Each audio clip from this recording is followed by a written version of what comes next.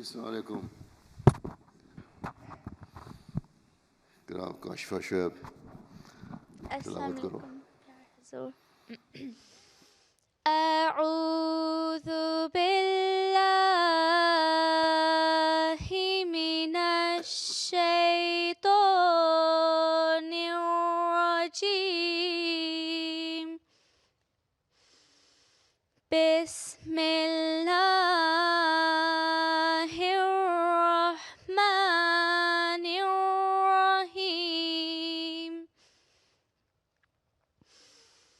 وَإِذْ قَالَتِ الْمَلَائِكَةُ يَا مَرْيَمُ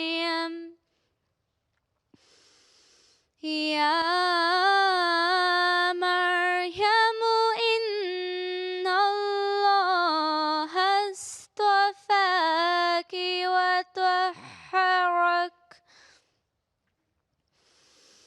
وطهرك واصطفاك على نساء العالمين. يا مريم اقنتي لربك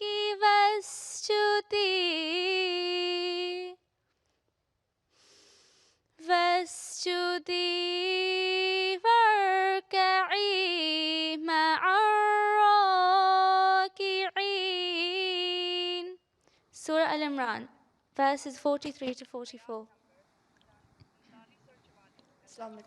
Je vous présente la traduction des versets 43 et 44 de la sourate Al-Imran. Au nom d'Allah, le gracieux, le miséricordieux. Et souviens-toi quand les anges dirent au Marie, Allah t'a choisi, t'a purifié et t'a élu d'entre toutes les femmes. Ô Marie, sois obéissante à ton Seigneur et prosterne-toi et incline-toi avec ceux qui s'inclinent. اپنی رب کی فرما بردار ہو جا اور سجدہ کر اور جھکنے والوں کے ہمراہ جھک جا. السلام علیکم پیارے حضور. وعلیکم السلام. اللہم صلی علی محمد. حدیث ریا مبارک. جی چلو مجھے بولنے دو اتنا تو بولنے دو. نام بولنے دو تمہارا. ریا مبارک تمہارا نام ہے. اچھا چلو حدیث سنا دو. اللہم صلی علی محمد وعلی آل محمد کما صلیت علی ابراہیم وعلی آل ابراہیم انک حمید مجید.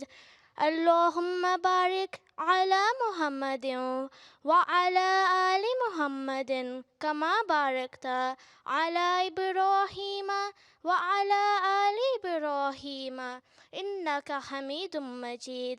عن عبد الله بن جعفر قال سمعت علي رضي الله عنه يقول سمعت النبي صلى الله عليه وسلم يقول خير نسائها مريم ابنة عمران وخير نسائها خديجة. صحیح بخاری جلد 6 صفحہ 406. اچھا نبی بات رحمان. السلام علیکم. السلام علیکم پیارے. بسم اللہ الرحمن الرحیم. بسم اللہ الرحمن الرحیم. ترجمہ. Abdullah bin Jafir relate que Ali a déclaré que le saint prophète Mohammed lui a déclaré: la meilleure des femmes est Marie, la femme de la famille d'Imran, et la meilleure femme de notre époque est Khadija. عمران کی بیٹی مریم علیہ السلام تھیں اور اس زمانے کی عورتوں میں سے بہتر عورت خدیجہ رضی اللہ تعالیٰ عنہا ہے. جزاک اللہ. اچھا فریہ لقمان. بسم اللہ الرحمن الرحیم. Assalamu alaikum wa rahmatullahi wa barakatuh. Je vous présente un écrit du Messie premier salam. Le Messie premier salam déclare: J'en ai moi-même fait l'expérience et Allah m'a accordé cette passion de servir l'islam. J'ai une si grande passion que je ne cesserai de servir l'islam, même si on me dit que je ne recevrai aucune récompense en retour et qu'au contraire, j'en subirai 1001 tourments. C'est pour cette raison qu'il m'incombe de conseiller à ma Jamaat, même si on est libre de suivre ce conseil ou pas. Si l'on souhaite le salut, si l'on souhaite une vie pure, eh bien, dédiez-vous pour la cause de Dieu. Vous qui avez établi ce lien avec moi, sachez que dédier sa vie pour Allah est l'objectif de sa vie. Et dédier ma vie pour Allah est l'objectif premier de ma vie. Analysez-vous, combien d'entre vous souhaitent la même chose pour vous-même? Combien d'entre vous souhaitent offrir leur vie à Allah? Malfouzat, volume 2, pages 3 et 4. Groupe. Assalamu alaikum pyare Huzur. منظوم کلام حضرت مسلم موعود رضی اللہ عنہ. ہے دست قبلہ نما، ہے دست قبلہ نما، لا الہ الا اللہ، لا الہ الا اللہ. ہے درد دل کی دوا، درد دل کی دوا، لا الہ الا اللہ، لا الہ الا اللہ. جو پھونکا جائے گا کانوں میں دل کے مردوں کے، جو پھونکا جائے گا کانوں میں دل کے مردوں کے، کرے گا حشر بپا، کرے گا حشر بپا، لا الہ الا اللہ، لا الہ الا اللہ.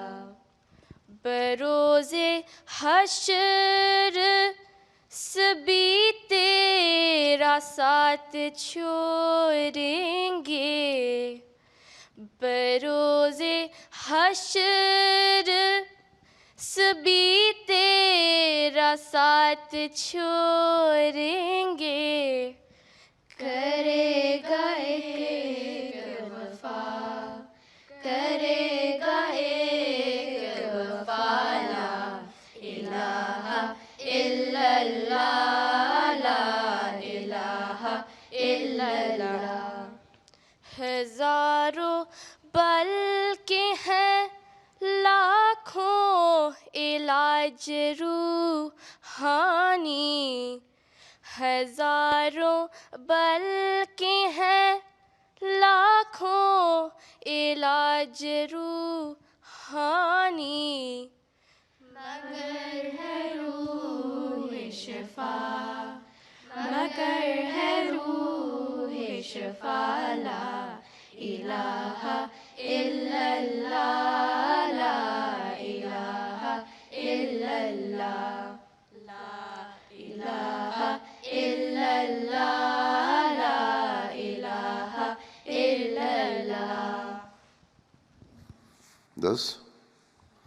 چلو پھر معین محمود اور عطیت الرحیم. مریم. السلام علیکم پیارے حضور.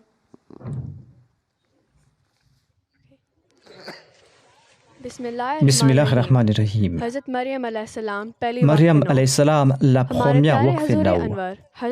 Sa sainteté, le calife, a déclaré en s'adressant au Waqifat Naou que les jeunes Waqf-e-Naw ne doivent jamais oublier qu'une femme avait dédié son enfant avant sa naissance. Et cet enfant, c'était une fille. La toute première Waqf-e-Naw était une femme. Et elle se nommait Mariam. Ses parents lui ont accordé une éducation des plus excellentes. Et cet enfant a respecté ses devoirs. Tant et si bien qu'Allah a cité son exemple de pureté et de piété jusqu'à la fin des temps dans le Saint-Coran. C'était là une partie du message qu'avait donné le calife lors du lancement du journal Mariam des Waqf-e-Naw.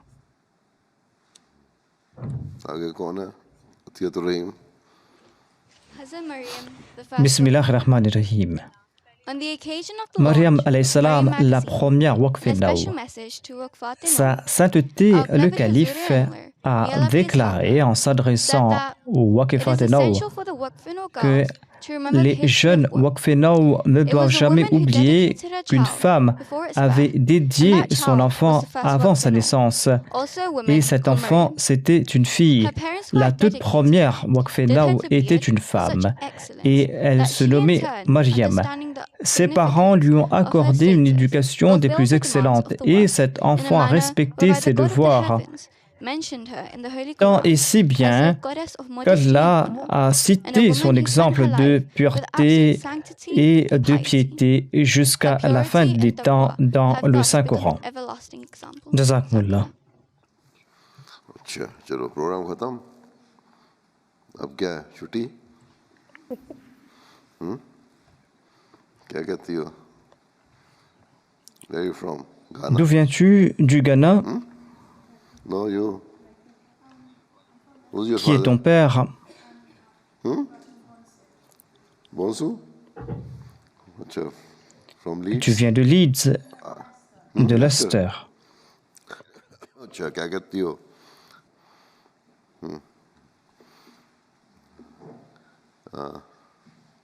काले बुर्के वाली मरियम, तुम्हारा क्या नाम Maryam?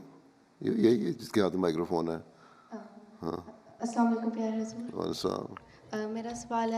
Lorsqu'on combine les prières, pourquoi est-ce qu'on ne fait pas de sunnah? क्यों नहीं पढ़ सकते? On doit suivre les injonctions d'Allah et de son prophète et pas faire davantage. Il n'y a aucun avantage de faire plus. On combine les prières et on peut faire des nawafil avant ces prières en congrégation. Et on peut accomplir des prières nawafil après la prière d'Isha et pas après la prière d'Asr en général. Certains disent que c'est possible d'accomplir des prières nawafil après la prière d'Asr. En tout cas, lorsqu'on combine les prières de Zohr et d'Asr, on peut le faire avant la prière de Zohr et pas après. Et ainsi donc, il y a récompense dans l'obéissance. Il faut suivre les injonctions d'Allah et de son prophète et pas faire davantage. Sinon, on va tomber dans la catégorie des innovateurs, tout comme ces mots-là qui sont coupables d'innovation. Assalamu alaikum. Ma question est, lorsque vous étiez étudiant, quel était votre sujet préféré? Je n'avais pas de sujet préféré. Je n'étais pas un élève brillant. Mais vous devez aujourd'hui aimer certains sujets, préférer certains sujets. Vous êtes des Waqf-e-Naw, vous devez avoir un bon avenir. C'est pour cette raison que vous devez vous intéresser à certains sujets et les étudier bien.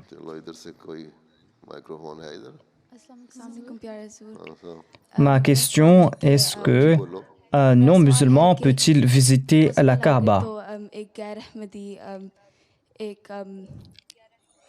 Un non-musulman peut-il visiter un lieu saint de l'islam, comme la Kaaba?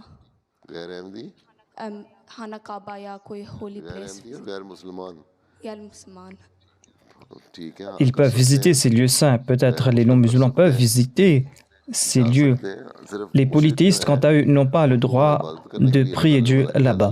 Il n'est pas dit qu'ils ne peuvent pas partir là-bas sur ces lieux saints.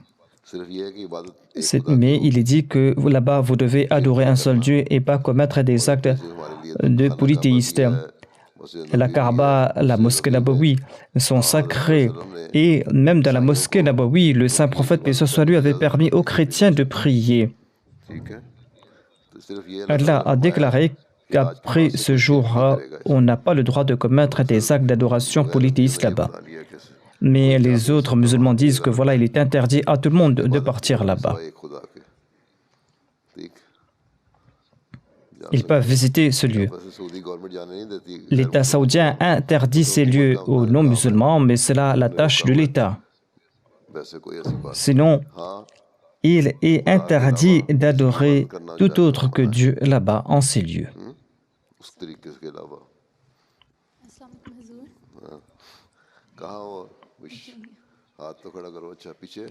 Est-ce qu'il y a une relation entre notre destin et les lignes de nos mains? Les gens disent qu'il y a un lien avec notre destin et les lignes de nos mains en disant que voilà, telle ligne a trait à la longévité. Mais ces lignes changent après quelque temps. Après quelque temps, vous allez voir qu'il y aura des changements dans ces lignes, mais pas dans votre destin. Les astrologues utilisent cela. Sinon, on est tous maîtres de notre destin, comme le disent certains. Ces lignes changent en tout cas. Certaines personnes croient dans la chiromancie. Certaines personnes croient dans la chiromancie. Et ils disent que voilà, s'il y a ces deux lignes dans la main, eh bien, cela veut dire qu'on va se marier 2 fois. On dit cela à propos des hommes. Mais j'ai constaté que certains ont 2 lignes dans leurs mains, mais ne sont même pas mariés une seule fois. Ce ne sont là que des histoires.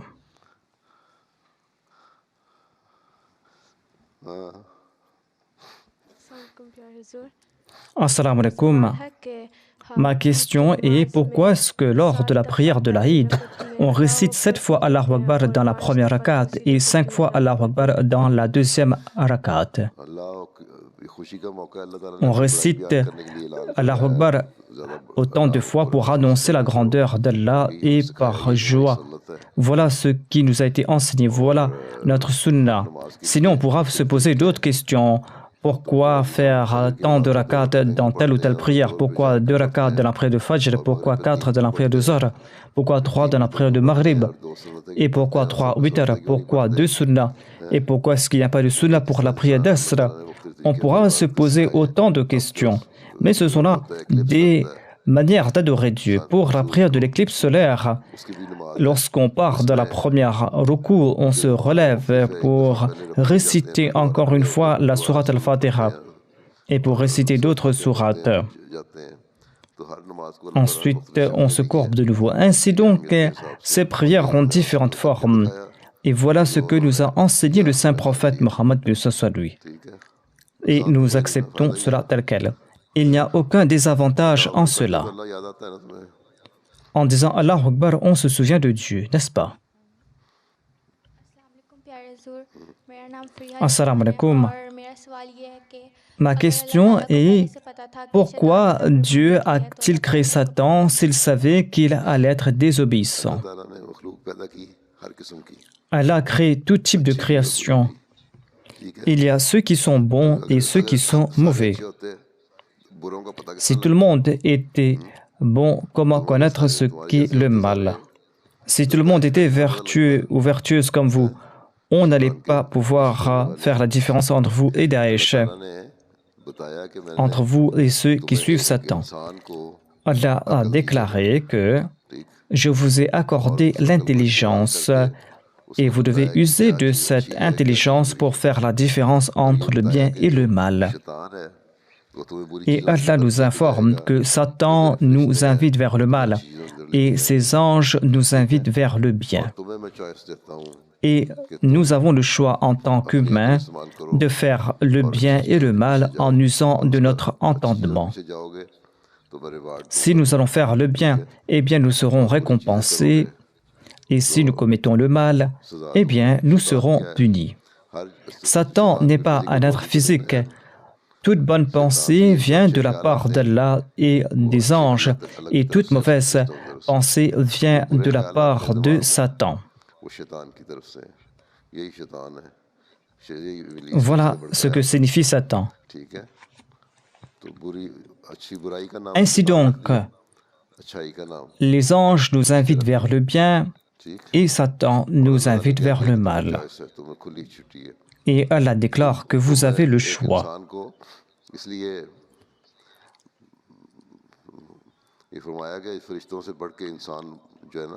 Et un poète a déclaré que l'homme peut dépasser les anges parce qu'il peut faire la différence entre le bien et le mal. Satan ne va commettre que le mal et les anges ne feront que le bien. Mais l'homme peut accomplir les bonnes œuvres et les mauvaises actions. Et s'il fait le bien, il peut dépasser les anges en statut.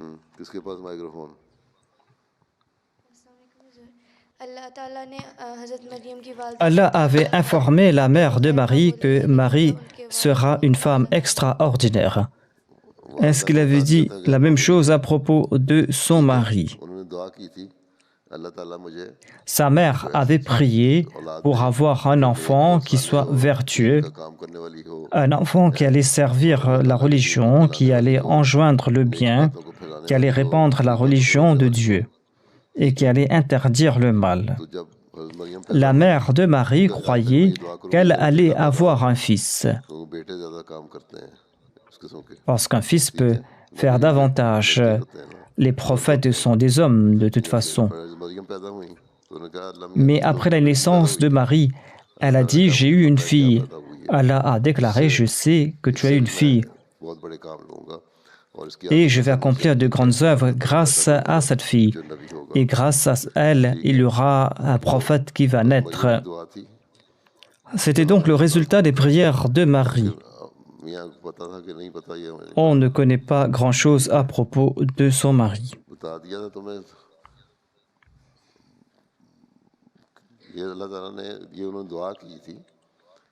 En tout cas, elle avait prié pour avoir de bons enfants, des enfants qui vont servir à la foi. Elle a exaucé sa prière. Et après la naissance, elle a su que Marie, c'était une fille.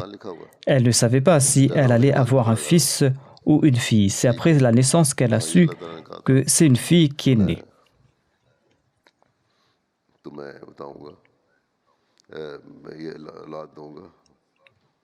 Allah l'avait informé qu'il lui allait accorder un enfant, en tout cas.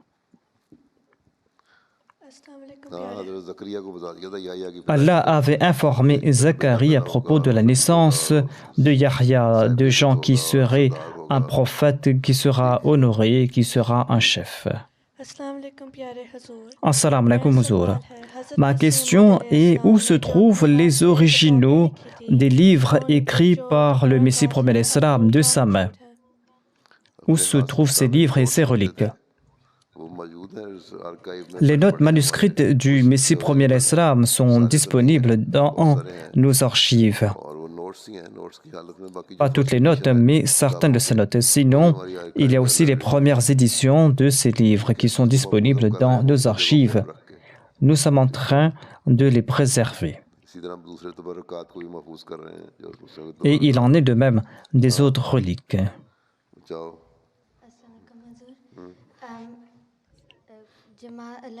Dans le commentaire sur le verset 29 de la sourate Al-Baqarah, il est dit qu'après le décès, on va passer par un état de barzakh, c'est-à-dire par un état intermédiaire, et qu'on ne va pas partir directement en enfer ou au paradis. Ma question est, il y a des personnes qui sont décédées avant nous. Est-ce qu'ils sont toujours dans cet état de barzakh?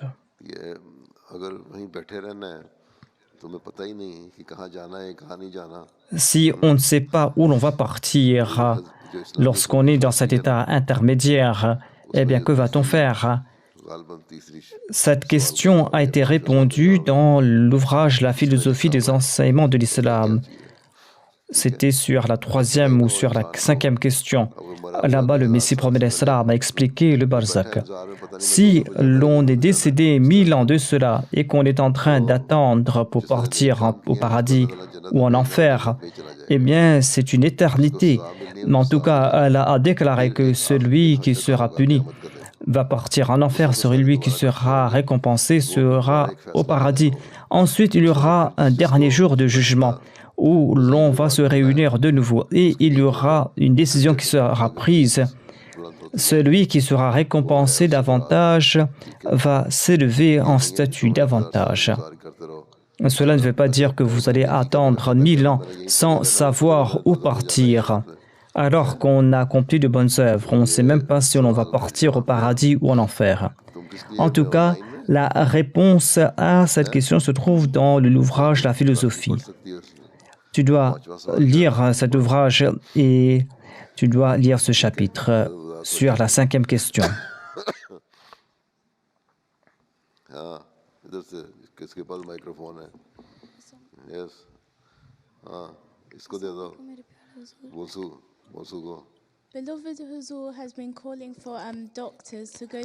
Vous avez demandé aux médecins de partir dans des hôpitaux de la communauté.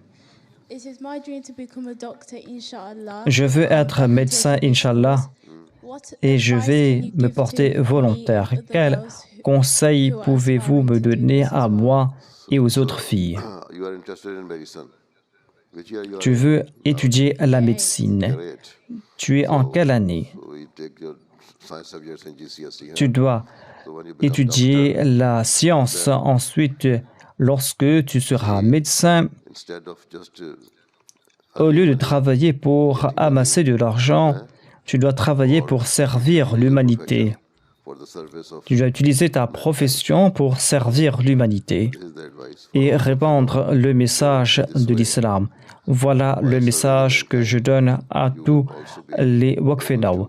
En servant l'humanité, vous pourrez aussi répandre le message de l'islam autour de vous, à vos patients et aux autres. Votre objectif doit être de servir l'humanité et pas d'amasser de l'argent.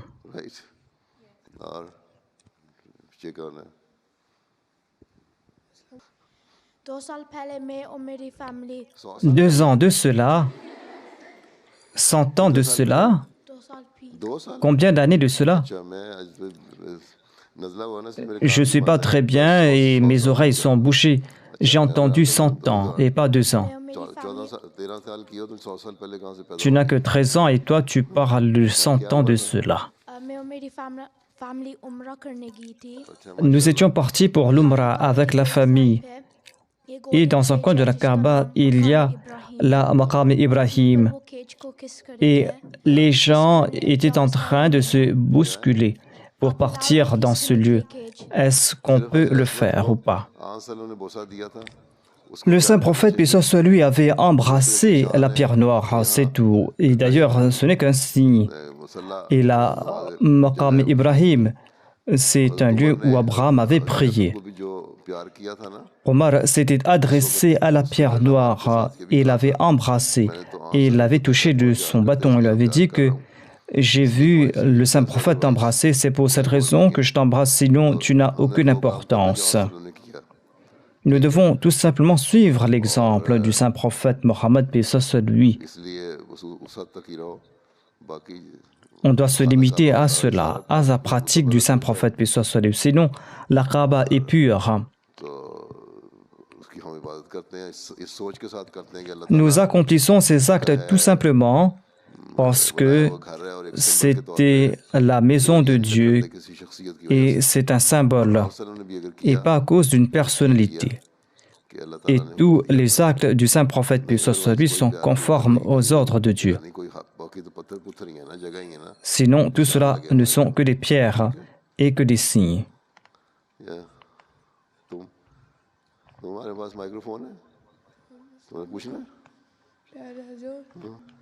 Que signifie le Dajjal? Dajjal, c'est celui qui nous trompe. Celui qui te trompe. celui qui t'incite à commettre des mauvaises actions, celui qui te pousse à commettre des mauvaises actions, celui qui t'attire pour commettre des péchés.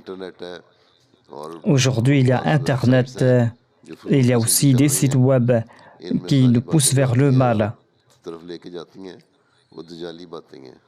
Eh bien, tout cela sont des œuvres de Dajjal. Toute chose qui te trompe est Dajjal. Il y a aussi des États qui nous trompent. Il y a aussi des gens qui trompent les autres et qui mènent des campagnes contre l'islam. Par exemple, il y a les chrétiens qui disent que Jésus est le Fils de Dieu. Ce sont là des paroles trompeuses.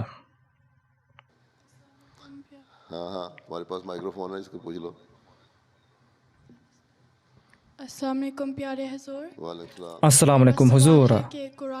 Ma question est, quelle est votre sourate préférée dans le Saint-Coran?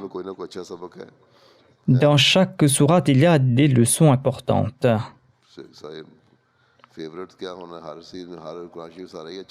Tout le Coran est bon et parfait. Et j'aime aussi Qul huwallahu ahad, Allahu samad, c'est-à-dire qu'Allah est indépendant. Il y a différentes paroles dans le Saint-Coran. Et lorsqu'on réfléchit dessus, eh bien, on apprécie ces paroles. Et cela se transforme en prière.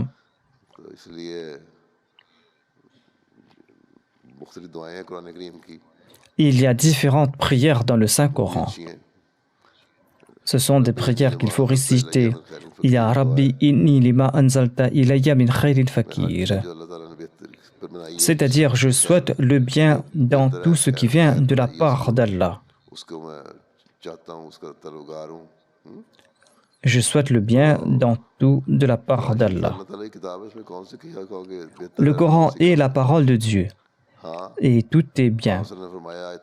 En tout cas, le saint prophète, paix soit lui, a mis l'accent sur l'Ayatul Kursi. Il a dit que c'est le cœur du Saint-Coran. Sinon, il a dit que telle ou telle sourate possède telle ou telle vertu. Il prodiguait des conseils par rapport à la situation des gens. Il faut réciter l'Ayatul Kursi quotidiennement. Ensuite, il y a les 10 premiers versets, les 10 derniers versets de la sourate Al-Kahf, qui sont des moyens pour se protéger du Dajjal. Ensuite, il y a les 3 derniers couls, qui sont des moyens pour se protéger de Satan. Ainsi, il y a des leçons dans les différentes sourates du Saint-Coran. Est-ce que tu connais la sourate Al-Kahf, les 10 premiers versets? Tu dois réciter, apprendre ces versets pour comprendre ce que fait le Dajjal et comment s'en protéger.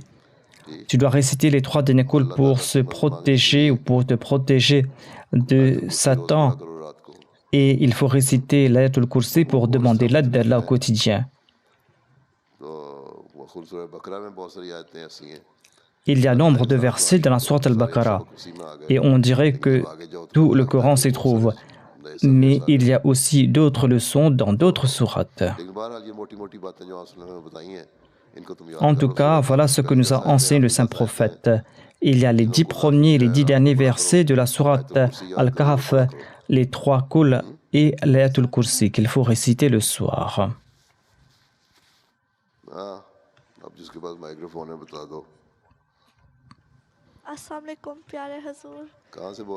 Assalamu alaikum. मेरा नाम अमतु सुब्बू अहमद है मैं यहाँ कहाँ से बोल रही हो? अच्छा अच्छा ठीक मेरा नाम अमतु सुब्बू अहमद है Je m'appelle Amtu Subuh. Ma question est, si les anges suffisaient pour adorer Dieu, pourquoi Dieu a-t-il créé les hommes?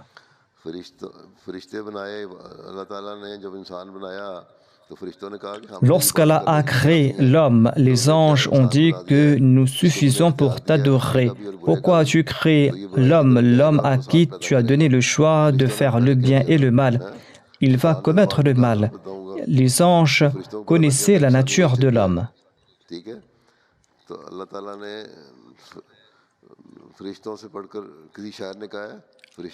Un poète a déclaré que l'homme est supérieur aux anges, mais pour ce faire, il doit faire beaucoup d'efforts.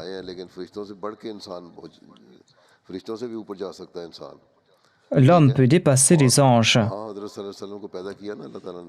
Dieu a créé le saint prophète Mohammed paix soit lui. Il a fait de lui le plus grand des prophètes.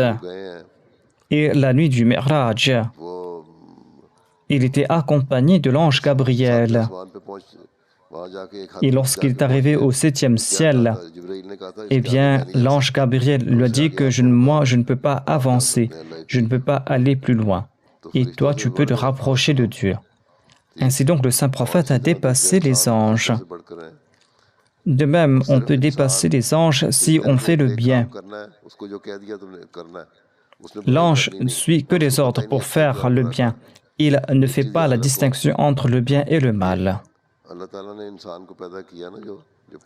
Allah a créé l'homme et il a créé les djinns aussi pour l'adorer. Cela ne signifie pas accomplir la prière uniquement. L'ibadah ne signifie pas accomplir la salat uniquement ou adorer Dieu uniquement. Cela signifie s'acquitter de ses devoirs et respecter ses devoirs envers autrui. S'acquitter de ses devoirs envers ses amis. Allah déclare que si tu te contentes de prier et que tu ne fais pas d'aumône, eh bien, je ne vais pas accepter tes actes d'adoration, tes salats. Où sont les actes d'adoration? Ainsi donc, les actes d'adoration ne se limitent pas à la salat. Il faut bien se traiter les uns les autres, aider les pauvres. Et il faut répandre le bien. Et il faut interdire le mal. Ce sont autant des actes d'adoration. Et l'homme peut accomplir ces actes et pas les anges. Les anges ont des capacités qui sont limitées. L'ange ne peut pas aller plus loin. C'est l'homme qui peut aller plus loin.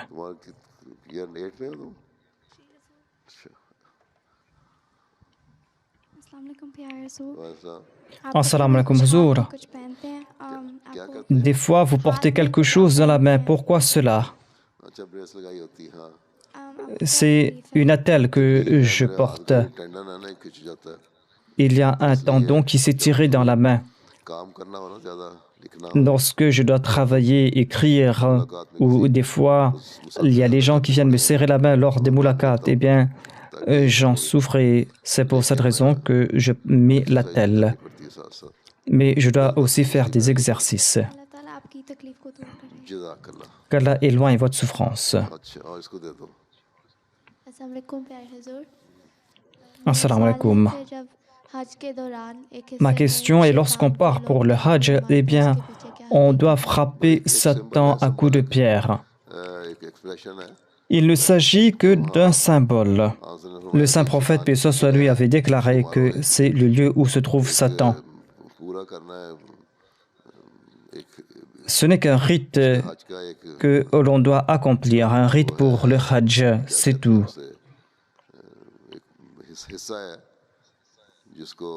Ce n'est qu'un rite du Hajj. Et le saint prophète a dit que tu dois te soumettre entièrement à Dieu. Et tu dois faire la tawaf de la Kaaba.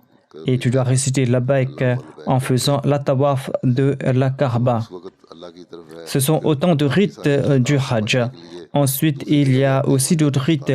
On doit partir en ce lieu pour lancer ses pierres, tout simplement pour exprimer sa haine à l'égard de Satan. Sinon, il n'y a pas de Satan qui se trouve là-bas, un Satan qui va se blesser à coups de pierre.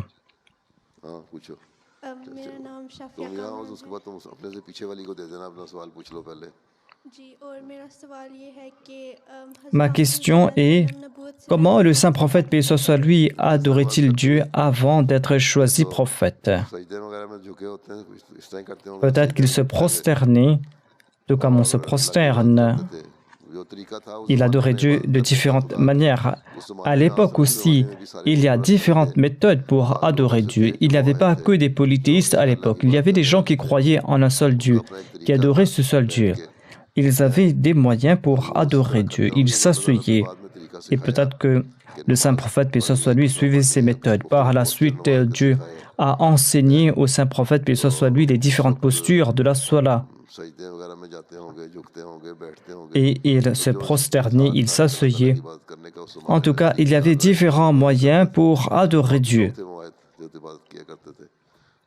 Il y avait d'autres personnes qui adoraient un seul Dieu. D'ailleurs, les gens se prosternaient devant les idoles. Et au lieu de se prosterner devant les idoles, ces gens-là se prosternaient devant Dieu. Assalamu alaikum.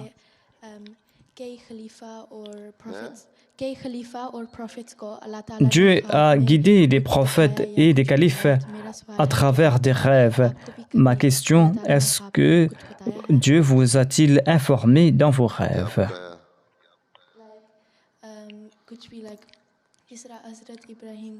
Dieu avait informé le prophète Abraham à propos de son fils. Dieu nous informe à travers des rêves, certes. Il nous dit de faire ceci ou de faire cela. Et des fois, il met cela dans le cœur. Il nous dit que voilà, il faut accomplir telle ou telle action. Ce sont des pensées qu'il implante dans les cœurs. Et cela ne vient pas nécessairement à travers des rêves. Par exemple, il y a le plan Waqf Now. Lorsque le 4e calife avait lancé ce plan, il n'avait pas vu cela dans un rêve. Il avait dit que c'est Dieu qui avait placé cette idée dans son cœur. Et c'est ainsi que Dieu met certaines pensées dans nos cœurs.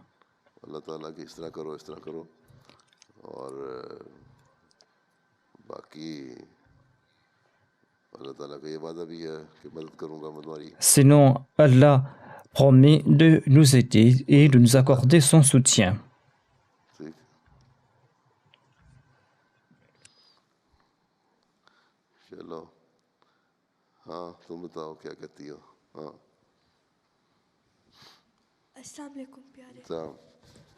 Assalamu alaikum, Huzur.